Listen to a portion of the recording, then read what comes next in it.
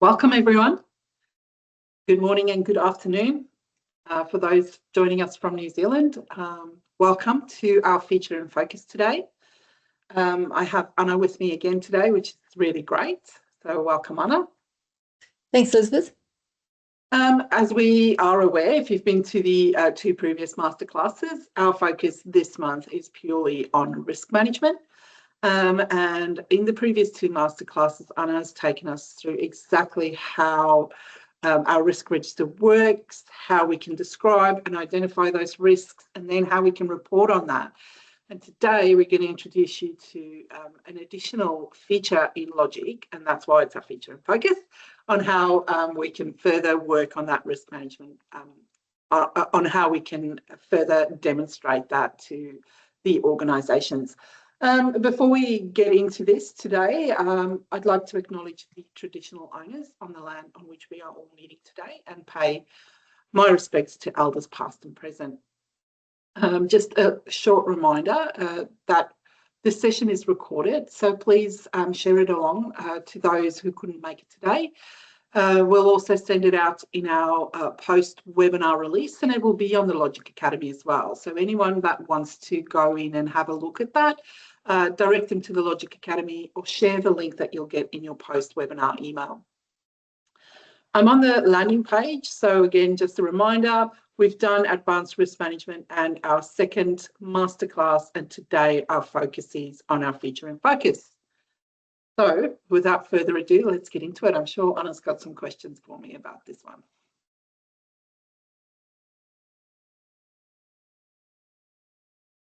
Okay, Anna? Well, yeah, I can see, Elizabeth, that, we're going to be looking at the risk dashboard. That's where we want to go to. Yeah, correct. So in when you are on your landing page in Logic, we're all familiar with this dashboard that we have that can show us kind of what our responsibilities are within the platform, and it draws lots of information of how we as an organisation behave within Logic to this dashboard. And that's great. We really can find heaps of information in here. But what Logic has is it's got specialised dashboards as well, which is an additional add-on feature that you can purchase.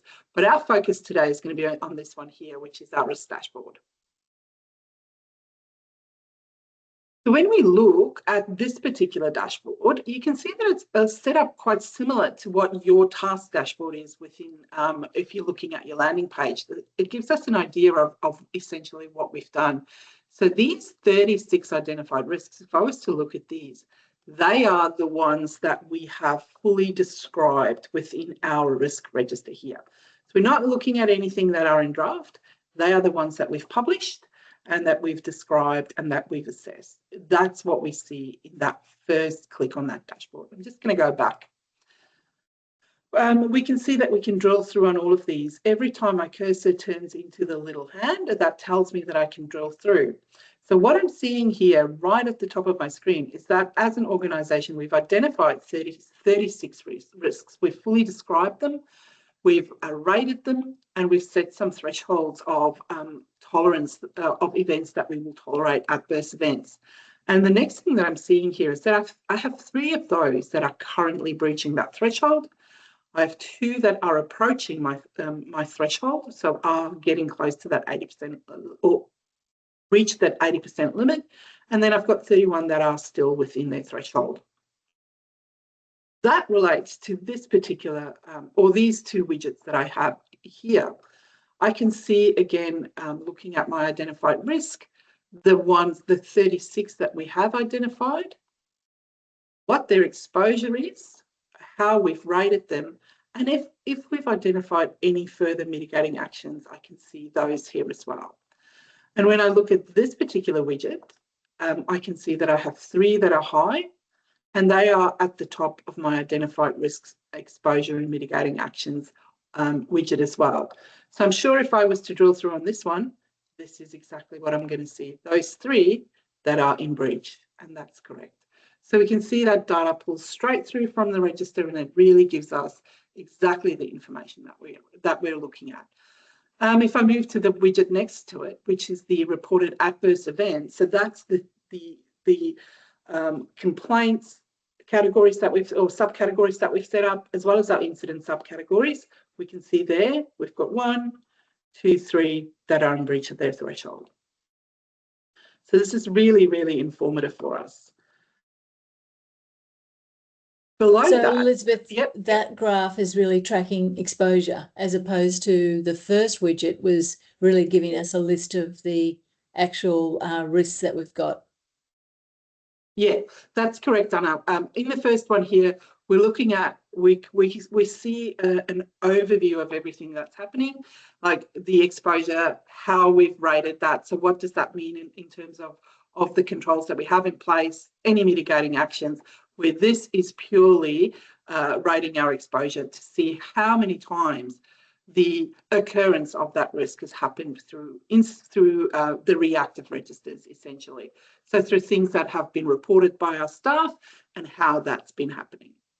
Elizabeth, we've just got a question. One of Xiong isn't able to see his dashboard. Why wouldn't he be able to see the dashboard? Well, as I've said before, everyone that subscribes to Logic has access to their Logic My Dashboard, which is the landing page when we all enter our username and password. The quality risk safety dashboards are additional add-on features that your organisation can purchase either via the Logic store or by connecting with one of us. And if you're not seeing a risk dashboard, that's because your organisation isn't currently subscribed to one. Reach out to us or add them via your Logic store. Okay, Elizabeth, we've got another question, which is great. If you could go back to the dashboard, the risk dashboard, and it's sitting on with that reported events widget, we've got a question about how do we interrogate the specific items that have caused the that are linked to the adverse event. So if we could have a look at one of those red ones to demonstrate that. So if we look at, I'll look at this one. It's in our extreme risk level. We've got one that's got high exposure. If I was to click on that, it will take me to that specific risk that has the high exposure. And as Anna have described to us in the previous 2 sessions, if we go and look at our report card, which one it was, sorry, breach of clinical protocols. If I look at breach of clinical protocols, we can interrogate that by looking at the one non-conformance that is linked to that, as well as the incidents that have been reported. Okay. So that's how we can further drill through, and of course, remembering we can change that timeline that we're looking at in regards to that as well. Okay, and so we have got another comment about sort of not being able to see all the dashboards. So yeah, if you've only got the My Dashboard, it would be because your subscription only includes that standard board. If you want the other 3, which are all specialized boards, it's just, as Elizabeth said, just add it to the subscription. Okay. Yep. All right. So before we go further, Elizabeth, I just wanted to ask, can we, I know you've set this board up to be what you want it to be, but if I wanted to read it differently, am I able to customize this board? Absolutely. So if we start with the customization right at the top right-hand side where the edit widget button appears, that allows us to firstly choose which of the identified risk widgets we want on our board. So you can see there, I really want everything that relates to risk on my board. So I've added all of those. If you didn't want to, you could change that. Then you can also drag and drop them where you want them to be. So this is really kind of my, what I kind of want my summary in these top 2. So therefore I've set mine up this way. You might choose to wanting to look specifically at your risk assessment and your treatment options, for instance, which means we can, at the left-hand side of that title, the 4 arrows will appear, and then we can drag and drop them where we need them to be. So I might want to look at what's under review, and that means I can drag and drop them. So if I still then want this one to be at the top, or something like this, I can very easily just drag and drop them. And I noticed that on the when you went to the edit widgets, there's a range of things that aren't, they are really related to risk, but they don't have the word risk in them. Can I add those as well?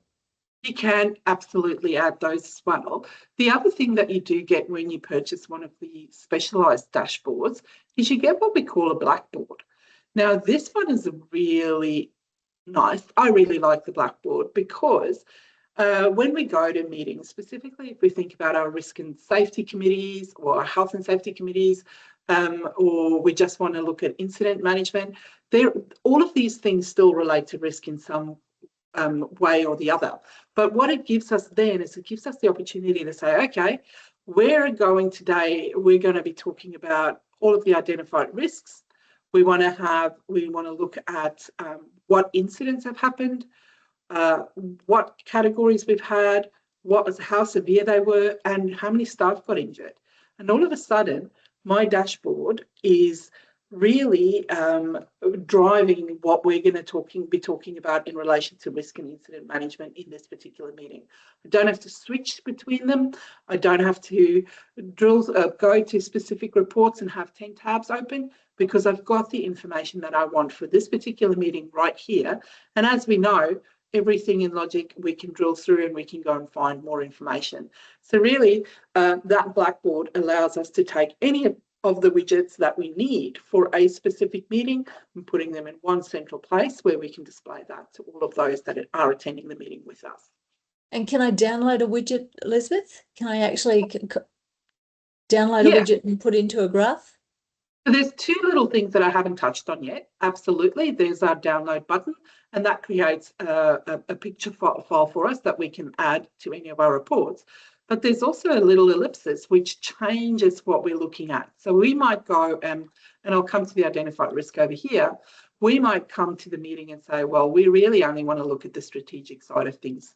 And then we can download that widget, pop it in our report, and go and say, okay, now we're wanting to be looking at safety.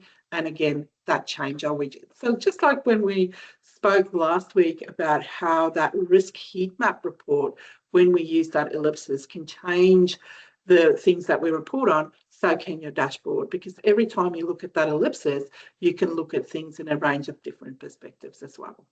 Yeah. Could you just show us how you do that? How do you drill through to the register? How do I drill through? So if I'm wanting to go and look at my extreme risks, I'll go back. I probably did that a little bit fast. So let's come back to our risk dashboard, for instance.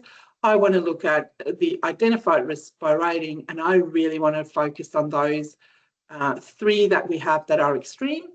I can simply click on the word and it takes me through to the register. And remembering I can edit my columns and export from here, it gives me that real more in-depth knowledge, and it also, of course, takes me to my report card. And I can see for these 3 that are extreme in my controlled rating, I've got 1 mitigating action, and I can open them up, have a look at them. I can look at their report cards and see how they're tracking as well. Okay, so if we can just go back to the dashboard, I know there was a couple of other widgets there. If you want to just give us an idea of what's available. Great. So all of these widgets essentially tells us, or again, aligns with the information that we have at the top. So we've got those, the risks by rating, and we can see there one of our risks are not rated. And if we look at them, we can change that risk rating widget into our 3 dimensions. So if you've got more than 3 dimensions, of course, that's how your register will appear. And it gives us what the total is, but then it also breaks it down for us into how many extreme, how many high, how many medium, and how many low. And of course, we can drill through to those. This is a demo site, as we all know, so 100% of our risks are currently under review. And using this widget, again, we can drill through and see how many of the 100% that are under review is extreme, and high, medium, and low. This widget here is all about telling us how our control rating, so once we've got all of our once we look at the things that are linked through our report card, how our control rating is sitting against the target. So our board may have said, right, your risk at the moment is sitting at a high. We believe if we put more mitigating strategies in place, like we provide more training or we strengthen some of our processes, that we can bring that risk down to maybe a medium. And that's what they want the organisation to work for. And this widget tells us how many of those risks are either have a rating that's greater than their target, how many have a rating that's equal to their target, and how many, or there's one that requires a rating, and how many are less than what that target is. So really, again, just helps us when we're in that meeting to drill through to those and go, these are the ones that we still need to be working on. We've got, Elizabeth, sorry, we have got another question. I'm going to keep the questions going. The question now is, when adding an additional risk in admin mode, is this done in the risk settings or the system settings? So fundamentally, how do I add a risk? So if we can just answer that question quickly and come back to the widgets. Okay, so if we want to add a risk, it will happen in our risk register. We need to have the appropriate permission to be able to add a risk, and you'll click the add button and you'll start with adding your dimension, your risk category, and you'll identify that risk by fully describing it.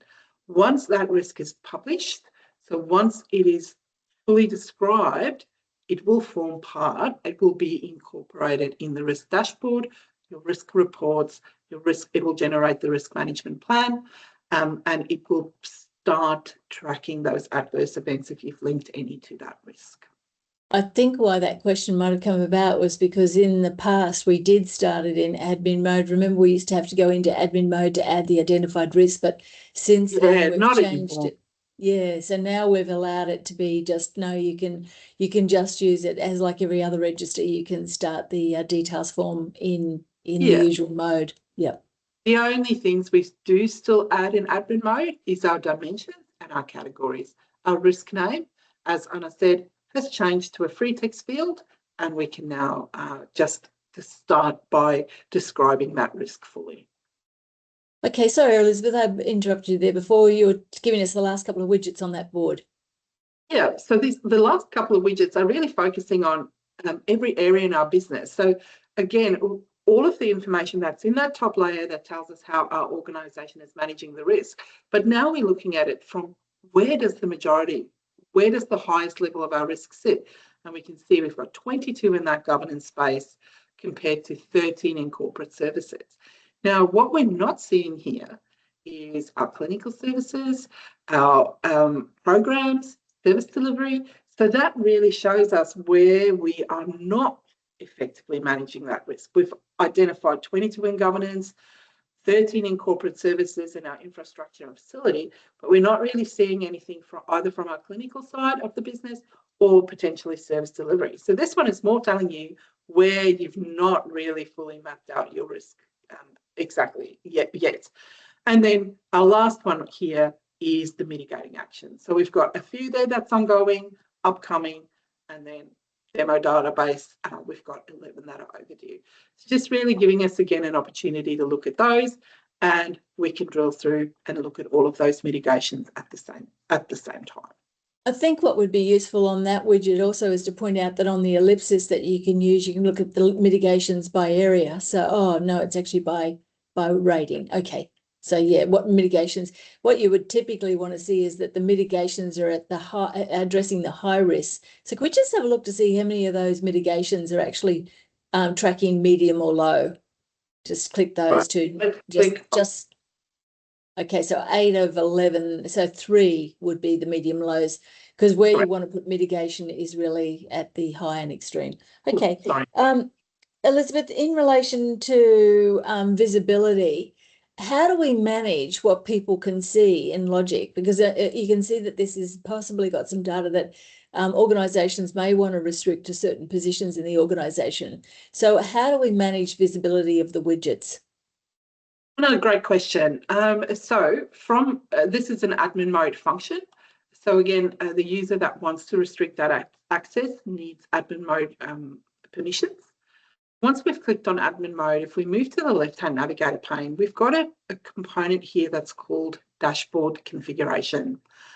That controls the visibility of all of the widgets. Now, when Logic turns them on for you, we would select all of the widgets when we turn your dashboards on, because we believe that you want access to all of your widgets. So you can see here, we've got a long list through those additional dashboards. What we can do from there is go, okay, I can do that per individual. I can say, we don't want Clementine to see specific things, but that will take a considerable amount of time depending on the size of your organisation. So this advanced selection here is going to allow you to either say per business area or per permission level, there are certain things I don't want people to see. So let's say per permission level, and we can see there's Christy. Again, this is a demo site, but we might be saying that there are certain things that we wanted not to see. And we might say, we don't really want her to see any of the risk widgets. So we remove what we don't want her to be able to select in her edit widget column. And then we apply the configuration, which means when Kirsty looks at her edit widgets, the widgets relating to risk will not be in her selection, and therefore she will not have visibility over those. And what are you saying is that in the demo site, is Kirsty the only one with an action license? Is that why only one came up? So if we can have a look at one person came up. Oh, okay. So can we have a look at one where okay, onto our approvals, we would see that it would be a longer list. So right. Of course. And even on that approval list, you could have different widgets for different levels of approval, couldn't you? I mean, you could take the executive team, and so that's Nate and Rachel, and so you could do when you're doing the individuals, can you select multiple people on the individuals on that other one, not the advanced selection? So if we go back the other way, can we select? Right, we can absolutely select multiples.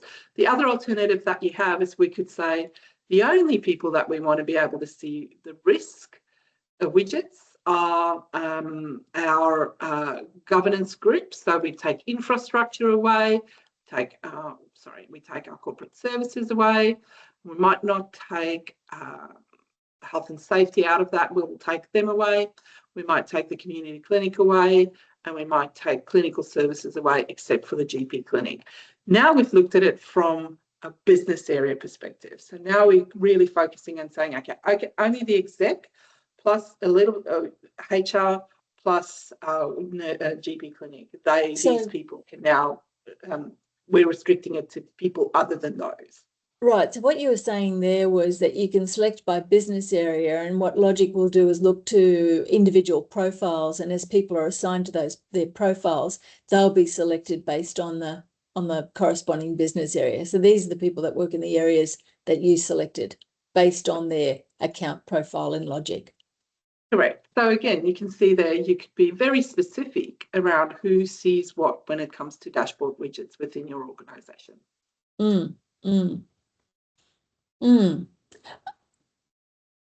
Okay. Oh, right. We've got some questions I've overlooked. When you edit the widgets, does this carry over to the actual register? When you edit the widgets, I don't think you can actually edit the widgets, can you? No. The widgets, the risk register is where editing happens, and that pulls the information. So this is not, all this tells me is helps me to drill through. It helps me to find what I'm looking for in a range of different aspects. But the content, the assessment, the mitigating actions happens in the risk registers. So anything we edit in the register will be reflected on our dashboard.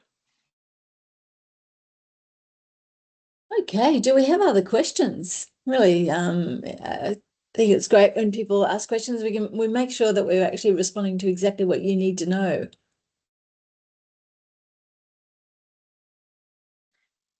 So we've covered off customization. So Elizabeth, can you just add another widget to that board just to demonstrate, because you just click on that, just to demonstrate how you would select one, anyone. Yep. So let's say we want to have a look at, we've got our accreditation coming up, so we want to see how we're tracking on those, how we're doing some audits, how long does it take us to close our incidents. So there's a range of different things that we can add. So very quickly we can see here we've got 2 NCs in our HR file audit. The last time that it's been completed, we can see how we're tracking in accreditation. So there's so much information that can be brought into a dashboard space that we can it's just great, the information that is available and the different meetings and things that you can take that to, and the different audiences that need to see these things is exactly why that Blackboard is so useful, because it allows you to really, really customize exactly what you want to see. And the way that it behaves is that it'll always put the ones that you selected at the front, and then you'll need to rejig the dashboard. Interpretation, we've looked at each of the graphs, but you can see that when you're looking at the graphs that you can not only look at the whole of the context, but you can use the ellipses there. Elizabeth, just pick 1 or 2 areas there, just by way of example. Yeah. So let's say we're looking at, from a corporate services level, we might want to look at business continuity, financial, legal, human resources, and management. So that really gives us a really clear idea. And you can see that if you were going to put this into a report by using that download function, that it'll toggle it for you. It tells you which areas, the information for which specific areas you're looking for here. It's really quite useful in that regard. And of course, then we can still continue to drill through, and we can see there we've got one of the risks in that corporate services space that's got really high exposure at the moment. Okay, we've got another question. To clarify, removing access to a particular widget on the dashboard does not stop the individual from seeing the information in the actual register. So that's the question. That's correct. The widget selection is dependent on what they will see on their dashboard. Remembering that even if I'm looking at these widgets, I will only see on my widget what I have access control to. My statistics might say that there's 36 widgets or 36 identified risks, but when I look at the list, I might only see 25, because the risk access control component, where we specify either whether the risk is visible to all users or to single users or to groups or teams, that's what determines the access control. The widgets are purely whether this is something that they can select. It does not restrict what they can see within the register. That is controlled by each individual risk details form's access control component. So what we enter over here in the assign component, access control, that specifies who has visibility over this risk. Okay. Any further questions from anyone?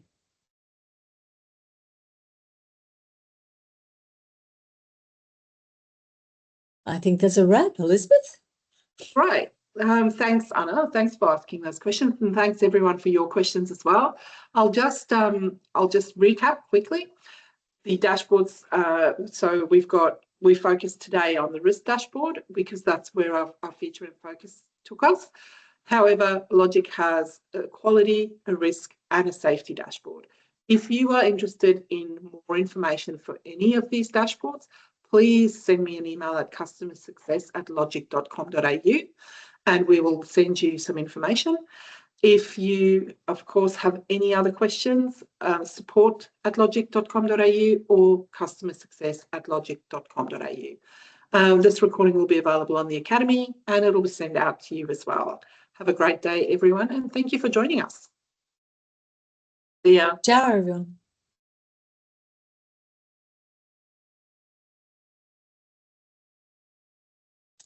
Oh, great, Elizabeth. Here you are.